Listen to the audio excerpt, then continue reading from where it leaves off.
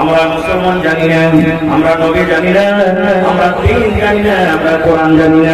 এই আবু জাহাল শুনলে যদি আমাদের আবু বকরের কিছু হয়ে যায়, সমস্ত লোকের খানদানের লোকেরা এক জায়গাতে কোট করে নিলেন। আবু জাহাল শুনলে যদি আমাদের আবু বকর মরে যায়, আমাদের যদি আবু বকর দুনিয়া থেকে চলে যায়, শুনে আবু জাহাল আমাদের আবু বকর বদলাতে একটা বদলাতে আজকে আমাদের বলিতে বলিতে বলিতে রক্ত বইলে গেলাস। যদি আমাদের আবু বকর মরে যায়, আবু জাহাল তোরাকে ছাড়বো না, তোরাকে সব দিকে ধরে ধরে ধরে ধরে তোরাকে আজকে জমা করে দিল। সব জমা হয়ে গেল, বসে আছে কখন আবু বকর হুঁশ আসবে। আস্তে আস্তে আস্তে বেলা চলে গেল, 12টা হলো, 1টা হয়ে গেল, হুঁশ আসে না। হযরত আবু বকর রাদিয়াল্লাহু তাআলা ওই মানুষ গিলাসে দুধ নিয়েছে, মা কিন্তু মুসলমান হয়নি, মা কাঞ্চন চোখ দিয়ে ঝরঝর করে মনে হচ্ছে আর দোয়া করছেন, আল্লাহ আমার ছেলেকে তুমি হুঁশ দাও, জ্ঞান দাও, আল্লাহ আমার ছেলেকে হায়াতকে বাড়িয়ে দাও। গিলাসে বসে আছে আর বলছেন আবু বকর এক বছর খান ফুলবে বেটা, আমি মা বসে আছি, মা দুধের গিলাস নিয়ে বসে আছে বেটা রে, দুধের গিলাস নেই আর এক ঢোক দুধ গলা পান কর, তুই কিছু খাস না ধর বেটাতে চোখটা ফুল এক মিনিট নজরটা পর আমার দুধে মা আমি গিলাস নিয়ে বসে আছি, বেটা তুই দুধ পান কর। আবু বকর রাদিয়াল্লাহু তাআলা কিন্তু এখনো হুঁশ আসে না। এই করতে করতে বেলা 2টা হয়ে গেল, বেলা 3টা হয়ে গেল, বেলা 4টা হয়ে গেল, আবু বকর হুঁশ আসে না। এত রকম হয়েছে, এত রকম হয়েছে। এবারে খানদানের লোকেরা যারা কিন্তু এখনো মুসলমান হয়নি একে অপরকে বলা বলি করেছে, আরে দেখো সূর্য ডুবতে যাচ্ছে, যদি সূর্য ডুবে যায় আর আমাদের আবু বকর যদি সূর্য ডোবার আগে আগে হুঁশ আসে, সূর্য ডোবার সাথে সাথে যদি আমাদের আবু বকর যদি সূর্য ডুবে যায়, আমাদের আবু বকর যদি হায়াত ডুবে যায়, আবু জাহালকে ছাড়বো না রে, তার দলকে ছাড়বো না, আবু জাহালের পার্টিকে ছাড়বো না। আমরা বুঝি না যে আবু বকর মুসলমান, আমরা বুঝি না আবু বকর নবীর প্রতি মানে নিয়েছি, আমরা বুঝি না আবু বকর ইসলাম কবুল করেছে, আমরা বুঝি না আবু বকর নবীর কথা মানছি, আমরা বুঝি না আবু বকর নবীর সাথে প্রেম করেছে, মহব্বত ভালোবাসা করেছে। আজ আমরা এইটাই জানি আবু বকর আমাদের বংশ লোক, আবু বকর আমাদের খানদানের লোক। যদি আবু বকর আজকে মরে যায়, এই আবু জাহাল শুনলে তোরাকে ধরে ধরে আজকে আমরা জবাই করে দেব।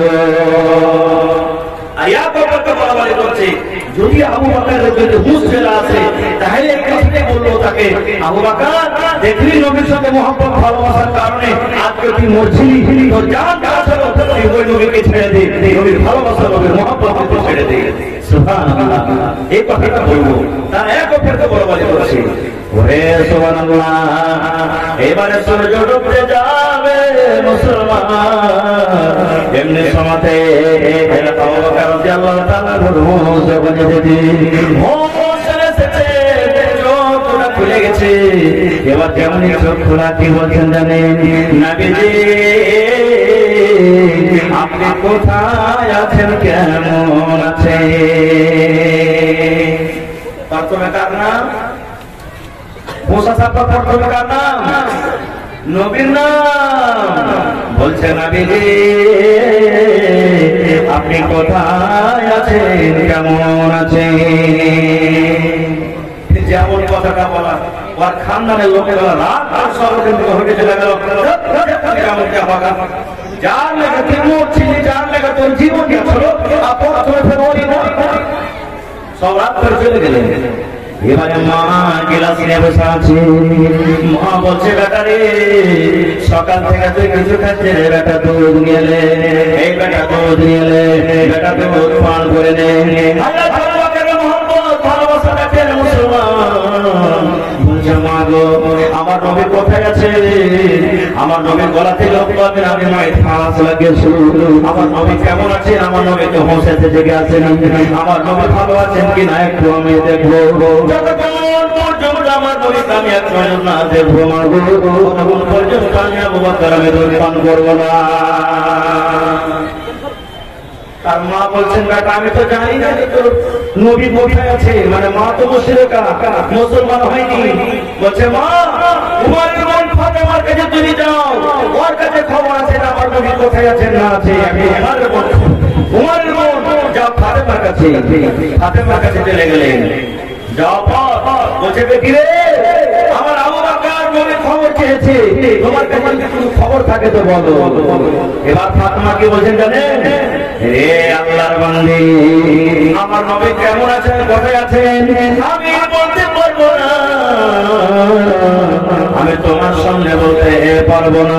হ্যাঁ তুমি আমাকে আবু বকরের কাছে নিয়ে চলো, তোমার সামনে যে আমি হয়তো কিছু বলতে পারবো, তোমার সামনে আমি বলতে পারবো না, তোমার সামনে আমি বলতে পারবো না যে আমার নবী কোথায় আছেন কেমন আছেন। হ্যাঁ তোমার ব্যাপার কাছে আমাকে নিয়ে চলো, ওখানে নিয়ে যদি আমি কিছু বলার থেকে তাই বলবো। চলো বেটি চলো। চলে গেলে সাথে সাথে এবারে হযরত আবু বকর রাদিয়াল্লাহু তাআলা বলেন যে বেটি, হযরত আবু বকর রাদিয়াল্লাহু তাআলা বলেন এই ফাতেমা আমার নবী কোথায় আছেন কেমন আছেন কি অবস্থা করছেন খবর বলো। তো ফাতেমা ইশারা করছেন চোখ দিয়ে, এই দেখো না তোমার মা যে আছে মুশরিকা, তোমার মা যদি তোমার মুশরিকের সামনে বলে যে আমার নবীর ব্যাপারে ওখানে হামলা করবে। হযরত আবু বকর বলছেন আমার মা কিছু করবে না, কিছু বলবে না, তুমি বলো। ভাই আমার ঘটনা থেকে আমি আর যাবো না, ঘটনাটা বলার উদ্দেশ্য এই আমার যে নবীজিকে হযরত আবু বকর কেমন ভালোবেসেছিলেন দেখেন, নিজের জান ভালোবাসলেন। আজকে আমাদের ভালোবাসা দেখেন, আজকে আমার ভালোবাসার অবস্থা কি সুবহানাল্লাহ, জানতে পারছি যে আমরা কিভাবে নবীকে ভালোবাসি। শরীয়ত যখন সামনে আসছে, দ্বীন যখন সামনে আসছে, আমরা পা দিয়ে করিলে নবীর শরীয়ত করে আমরা পা দিয়ে করিলে আমরা চলে যাচ্ছি আর বলছি হ্যাঁ আমরা নবীকে ভালোবাসি। এরকম ভালোবাসা হবে না রে ভাই। হযরত ওমর রাদিয়াল্লাহু তাআলা নবীর সাথে চলে যাচ্ছেন, রাস্তাতে হাঁটতে গল্প করছেন চলে যাচ্ছেন। এবার নবী ওমরকে বলছেন, ওমর তুমি আমাকে কতখানি ভালোবাসো বাবা, তুমি আমাকে কতখানি ভালোবাসো। হযরত ওমর রাদিয়াল্লাহু তাআলা তখন বলছেন, নবীজি আমি আপনাকে খুবই ভালোবাসি, শুধু আমার জান থেকে, মানে আমার জান থেকে আপনাকে বেশি ভালোবাসি না, আমার জান বাদে আপনাকে ভালোবাসি। আল্লাহ বলছেন ওমর এখন তুমি পূর্ণ মুসলমান হওনি কেন? যদি আমাকে কেউ মারে, আমাকে কেউ গালি দেয়, আমার শরীয়তে কেউ জবাই করে, ওই জায়গাতে তোমার জানের দরকার হয়, তাহলে তো তুমি যাবে না। এখন তোমাকে পূর্ণ মুসলমান বলা হবে না, তুমি পূর্ণ মুসলমান হয়ে পড়তে পারবে। তখন হযরত ওমর রাদিয়াল্লাহু তাআলা আনহু বলছেন, নবীজি আমার জান থেকে আপনাকে বেশি ভালোবাসি, আমি ওমর আপনার সামনে আমার জান হাজির আছে, আমার জান থেকে আপনাকে বেশি আমি প্যার করে ভালোবাসি। তখন নবীজি বলছেন, হ্যাঁ ওমর এখন তুমি পূর্ণ মুসলমান হয়েছো, এরকম মুসলমান আমাদেরকে হতে হবে। আরেকটু আগে চলেন, সাহাবায়ে কেরাম নবীকে আরো কত ভালোবাসতেন। আল্লাহ রাসূল সাল্লাল্লাহু আলাইহি ওয়াসাল্লাম এক যুদ্ধে, এক লড়াইতে, সেই যুদ্ধের নাম হলো গাজওয়ায়ে খান্দক। গাজওয়ায়ে খান্দক, খান্দক মানে একটা ঘোর নামে একটা খাল, মদিনাতে মক্কার বেয়ারায় মুশরিকরা হামলা করতে যাচ্ছে। ওই সময়তে ওই টাইমে মদিনাবাসীর শক্তি নাই, অতটি লস্কর নাই, ফৌজ নাই যে মক্কাওয়ালা মোকাবিলা করবে। তখন নবীজি সমস্ত সাহাবায়ে কেরামকে এক জায়গাতে বসিয়ে দিলেন। বসিয়ে দেওয়ার পর তখন বলছেন, হ্যাঁ আমাদের কাছে এরকম কোনো লাইলস্কর নেই, আমাদের কাছে এরকম কোনো হাতিয়ার নাই, আর এতদিন ফৌজ নাই যে মক্কাওয়ালার সাথে আমরা লড়াই করতে যুদ্ধ করব। এখন কি করতে হবে? সালমান ফারসি রাদিয়াল্লাহু তাআলা আনহু সাহাবী, উনি তখন বলছেন, নবীজি একটা কাজ করেন। বলছে কি কাজ? বলছে মদিনার চতুর্দিকে গোল করে খুব বড় একটা গর্ত করতেন, খাল করে দেন, যেন মক্কার মুশরিকরা খালটাকে গর্তটাকে পার করে আমাদের সাথে লড়াই করতে না পারে। বলছে ঠিক আছে একটা করো, এটাই করে সবাই নির্বাচনা হয়ে গেল, হ্যাঁ গর্ত করতে হবে। এবার গর্ত করতে লাগলেন, গর্ত করতে আছে সুবহানাল্লাহ। গর্ত করতে করতে বুখারী শরীফে হাদিস, জাবের রাদিয়াল্লাহু তাআলা আনহু সাহাবী ওজন নিয়ে, খুরপি নিয়ে, বল্লম সুলফি নিয়ে, খুন্তি নিয়ে গর্ত করছে, আর তার সঙ্গে একটা খুব বড় পাথর পড়ে গেছে। পাথরটা যেমনি পড়ে যাওয়া, পাথরটাকে নিজের বাহির থেকে গর্ত থেকে হটকে ধরে ফেলবে, পারে না তো, ভাঙতেও পারলেন না। এবার চলে গেলেন জাবের কার কাছে? নবীজির কাছে। নবীকেও গর্ত করছে। এবার জাবের নবীকে বলছে, ইয়া রাসূলুল্লাহ, আল্লাহর নবী গো, আমি যাবে আপনার বন্ধু আপনার সাথে। নবী গো আমার পানিতে একটা বড় ধরনের পাথর পড়ে গেছে, আমি যাবেন তাকে ভাঙতে পারলাম না, কিন্তু আমার শক্তি হলো না যে পাথরটাকে হটিয়ে আমি সাইড করে দেব, এরকম আমার শক্তি হলো না। একটু চলেন আমার পানিতে, দেখো তো পাথরটা কেমন করে হলো। আল্লাহ নবী হাঁটতে হাঁটতে হাঁটতে জাবিরের পানিতে চলে গেলেন। এই জায়গায় জাবির রাদিয়াল্লাহু তাআলা আনহু করতে বলছিলেন,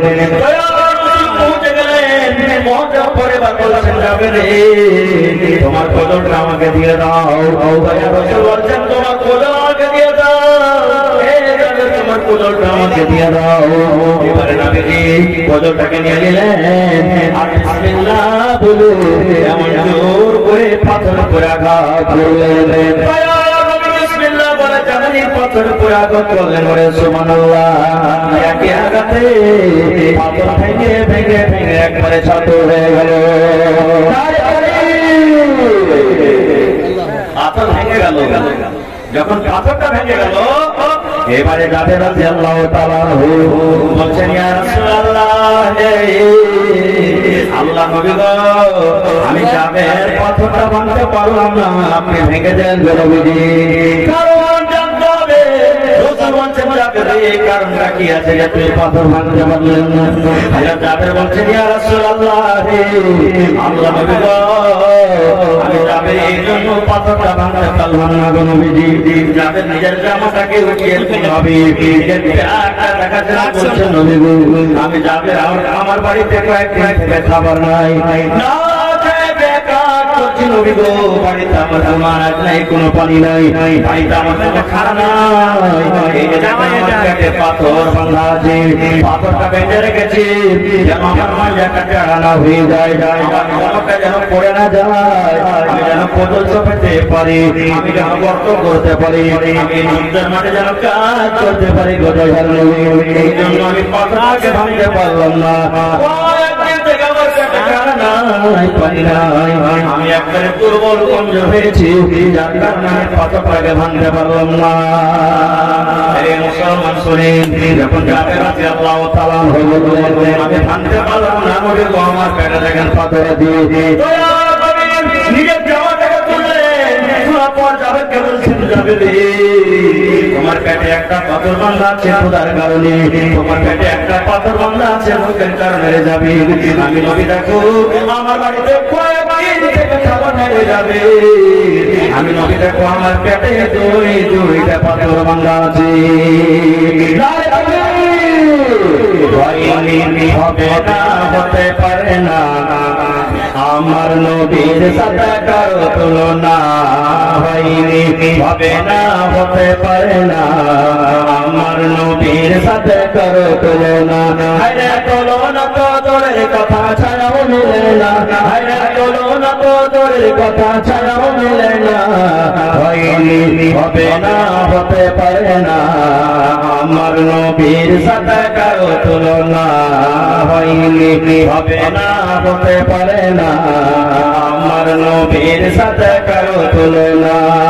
সকল নবী রাসূল ছিলেন খোদার দিওয়ানা, নয়নে দেখব খোদা ছিল তামান্না, আরে মোর নবীকে ডেকে নিলেন, আরে মোর নবীকে ডেকে নিলেন, দেখবে রব্বানা হয়নি, হবে না, হতে পারে না, আমার নবীর সাথে কারো তুলনা হয়নি, হবে না, হতে পারে না, আমার নবীর সাথে কারো তুলনা।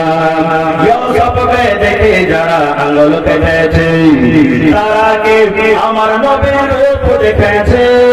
ইউসুফকে দেখে যারা আঙ্গুল কেটেছে, তারা কি আমার নবীর রূপ দেখেছে?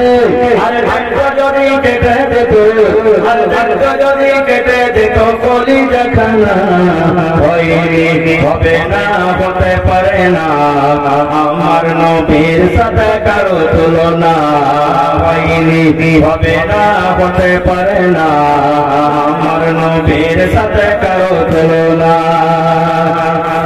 যার শানে আল্লাহ তাআলা করলেন ঘোষণা, খোলামে আসে আমার শাহে মদিনা তার শানে আল্লাহ তাআলা করলেন ঘোষণা সালামে আসিফ আমার শাহে মদিনা মুসলমানের নবী ছাড়া কিছুই মানে না মুমিনের নবী ছাড়া কিছুই বুঝে না হয়নি হবে না হতে পারে না আমার নবীর সাথে কারো তুলনা হয়নি হবে না হতে পারে না আমার নবীর সাথে কারো তুলনা আরে তুলনা তো তোর কথা ছাড়া মেলে না হয়নি হবে না হতে পারে না আমার নবীর সাথে কারো তুলনা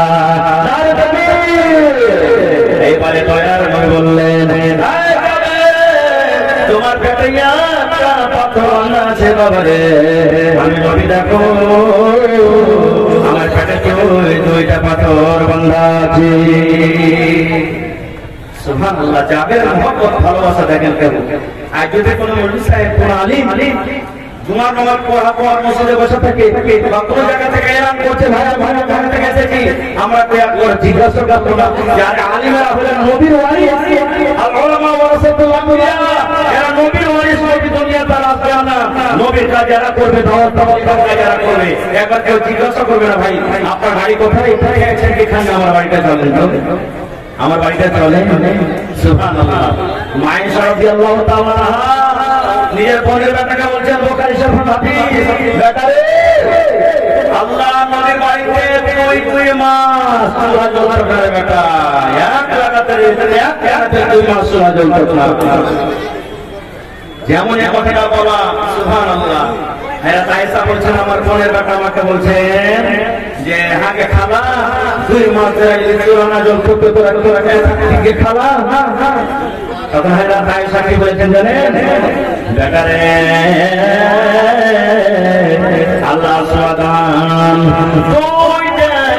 কালো জিনিস আমরা দিন কেড়েছি বেটারে এক নম্বর তামা খাজুর আমরা নবী হয়ে বাড়িতে আছি প্রথম নবী আমাদেরকে একটা খাজুর দিতেন তখন ভাগে 2টা পাইতাম তখন আমরা 3টা পাইতাম ও আমার জান শুনো নবীর বাড়িতে আমরা 3 কাটাচ্ছি সোনারে বাচ্চা যেমন চকলেট চুষে বাচ্চা যেমন চকলেট খায় এই মতো নবীর বাড়িতে চকলেট চুষে চকলেটের মতো চুষে খাজুর খেয়েছি 2 নম্বরে আতে আমার পানি 2 নম্বরে আলমা পানি আমরা উপর থেকে 1 গ্লাস 2 গ্লাস পানি পান করে আমরা দিন কাটিয়ে দিয়েছি মানবের জন্য ওরস ফরস থেকে কেউ মাংস দিয়েছে কেউ দুধ দিয়েছে কেউ রুটি দিয়েছে কেউ মাছও দিয়েছে কেউ ছাতু দিয়েছে আল্লাহ সরিয়া খাইতেন না আমাদেরকে সেগুলা খাবার দিতেন এগুলা খেয়ে নবীর বাড়িতে দিন কাটাচ্ছি যাবে যখন দেখলেন ওই সুবহানাল্লাহ আমার পেটে একটা পাথর বাঁধা আছে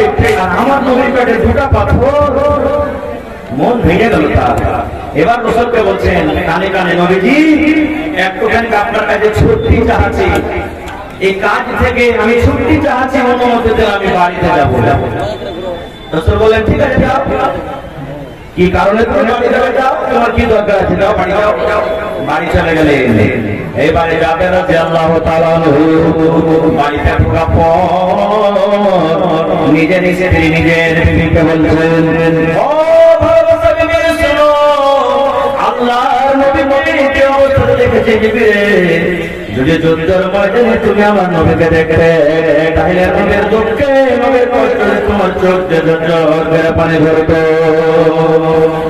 বিবি বলছেন স্বামী কি হয়েছে কেন আপনি কথা বলছেন এবারে যাবে রাদিয়াল্লাহু তাআলা বললেন বিবি রে আমার পানিতে একটা পাথর পড়েছিল রে বিবি এই পাথরটা আমি হাঁটাতে পারিনি ভাঙবো পারিনি আমার নবীকে আমি ডেকে আনলাম আমার নবী সে পাথরটা ভেঙে দিলেন পাথরটা ভাঙা পর আমি আমার নবীকে বললাম আল্লাহ নবী গো আমি যাবে আমার বাড়িতে কিছু খাবার নাই গো নবীজি কয়েকদিন থেকে আমি না খেয়ে আছি এই যে দেখেন খোদার কারণে ভোগের কারণে আমি পেটের ভিতরে আমি পেটের উপরে পাথর বেঁধে রেখেছি যখন নবী আমার কথাটা শুনলেন আমার পাথর বান্ধা দেখলেন আমার আল্লাহ রাসূল নিজের জামা হটকিয়ে নিজের জামাটাকে হটকিয়ে রাসূলুল্লাহ আমাকে নিজের পাথর দেখালেন। বিবিরে আমার পেটে একটা পাথর বাঁধা হয়েছে, খোদার কারণে আমার নবীর পেটে ছোট ছোট দুইটা পাথর বাঁধা আছে।